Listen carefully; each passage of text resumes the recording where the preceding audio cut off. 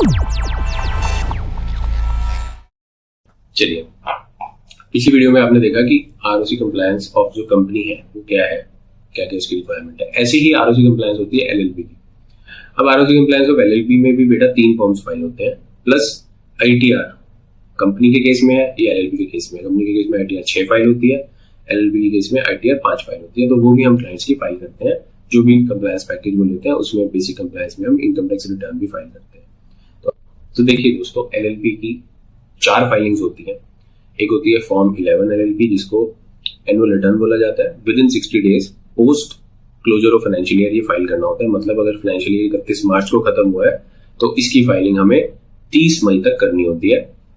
दूसरी फाइलिंग होती है फॉर्म 8 एलएलपी, जो statement of accounts and solvency है। इसमें बैलेंस शीट और profit and loss account file होता है, और ये जो फाइल करना होता है ये हमें करना होता है 30 days from the end of 180 days. मतलब इसकी ड्यू डेट होती है 30 अक्टूबर आफ्टर दी फाइनेंशियल ईयर जब खत्म होता है। जैसे 31 मार्च 2023 को फाइनेंशियल ईयर खत्म हुआ तो इसकी फॉर्म 8 की ड्यू डेट 30 अक्टूबर है। अब क्लाइंट आपको बोलेगा कि अभी तो 30 अक्टूबर को फॉर्म 8 होना है, 30 मई को ये होना है। तो आपने क्लाइंट को बोला है कि सर वो होना है, लेकिन आपके लिए ये नहीं है कि आपको लास्ट डेट की वेट करनी है। आप टाइम से अगर फाइल कर लेंगे तो आपकी पेनल्टीज बच जाएंगी, नॉन कंप्लायंस नहीं रहेगी। प्लस आपको अगर मान लीजिए फ्यूचर में बैंक लोन लेना है या आपको कहीं फंडिंग के लिए अप्लाई करना है या किसी भी चीज के लिए आपको अगर कंपनी की प्रोफाइल कहीं सबमिट करनी है तो आपकी फाइलिंग्स पूरी होंगी, तो आपको दिक्कत नहीं आएगी। ठीक है, तो वो रेलिवेंट पॉइंट है। और टाइम से मतलब हम मई तक सारी फाइलिंग्स कर सकते हैं, फॉर्म 11 भी, फॉर्म 8 भी। डायरेक्टर केवाईसी तो अभी स्टार्ट ऑलरेडी हो ही चुकी है, फॉर्म 11 भी अभी फाइल हो सकता है, फॉर्म 8 भी 11 के बाद फाइल हो सकता है। आईटीआर 5 जो होती है एलएलपी की, वो एक और फाइलिंग होती है। मतलब 4 filing, form 11, form 8, DIR 3 KYC, director, जितने भी डेजिग्नेटेड पार्टनर है। एलएलपी के केस में ये ध्यान रखना है, इन नंबर जो है ना वो डेजिग्नेटेड पार्टनर्स के पास होता है। डायरेक्टर जैसे कंपनी में होते हैं वैसे डेजिग्नेटेड पार्टनर एलएलपी में होते हैं, जिनके पास जो डेजिग्नेटेड है डॉक्यूमेंट को साइन करने के लिए, फाइलिंग्स करने के लिए, और ऑथराइज्ड है सारे काम करने के लिए, जैसे जीएसटी नंबर लेना, जैसे बैंक अकाउंट खुलवाना, ये सब चीजें। तो एलएलपी के केस में भी क्या हुआ, आपको फॉर्म 11, फॉर्म 8, डायरेक्टर केवाईसी, और चौथी चीज क्या हुई आपकी आईटीआर 5, वो फाइल करनी जरूरी है। और इसका भी अगेन आपको प्रपोजल मिल जाएगा, प्रपोजल से आप भी इंफॉर्मेशन देख सकते हैं कि प्रपोजल में क्या क्या चीजें मेंशन है। ड्यू डेट्स मैंने आपको बता दी।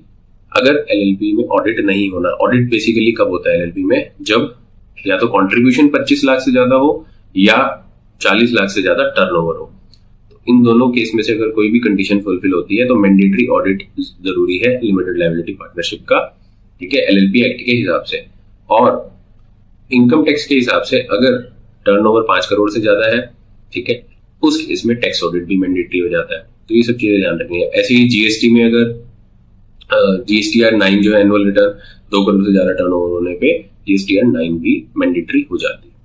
तो ये कुछ चीजें ध्यान में रखनी होती हैं। अब मैं आपको बेसिक कंप्लायंस आरओसी एलएलपी की बता रहा था, तो उसमें वो 4 चीजें हैं, फॉर्म 11, फॉर्म 8, आईटीआर 5 और डायरेक्टर केवाईसी। बाकी सब चीजें जैसे कि जीएसटी वाला मैं आपको जो बता रहा हूँ कि जीएसटीआर 9 यानी कि एनुअल रिटर्न या टैक्स ऑडिट, ये सब इंक्रीमेंटल है डिपेंडिंग क्लाइंट का टर्नओवर, ट्रांजैक्शंस क्या है। अगेन आपने इसकी टेक्निकलिटीज में अभी नहीं जाना, because this is very initial stage. ये बहुत ही बेसिक अंडरस्टैंडिंग है अभी कंप्लायंस की जो आपको मैं दे रहा हूँ। इस अंडरस्टैंडिंग से आप इतने रेडी जरूर हो जाएंगे कि आप क्लाइंट से बात कर पाएंगे। लेकिन जो बेसिक प्रिंसिपल्स जो आपको फॉलो करनी है ना, वो ये करनी है कि हमेशा क्लाइंट की बात को ध्यान से आपने सुनना है, समझना है, उसके हिसाब से उसको पिच करना है। तो आपको आरओसी एलएलपी, आरओसी कंपनी की अंडरस्टैंडिंग हो गई है क्या होती है। आगे आपको एक वीडियो मिलेगी जिसमें आपको पूरी अंडरस्टैंडिंग होगी कि क्लाइंट की साइकोलॉजी को, बिजनेस को कैसे समझना है, क्लाइंट को कैसे सेग्रीगेट करना है अपने माइंड में, उसके हिसाब से कैसे पिच करना है। ठीक है, तो ध्यान से आप पूरा का पूरा ये वीडियोस अच्छे से 10 बार देखें कम से कम, तभी आपको ये फायदा होगा।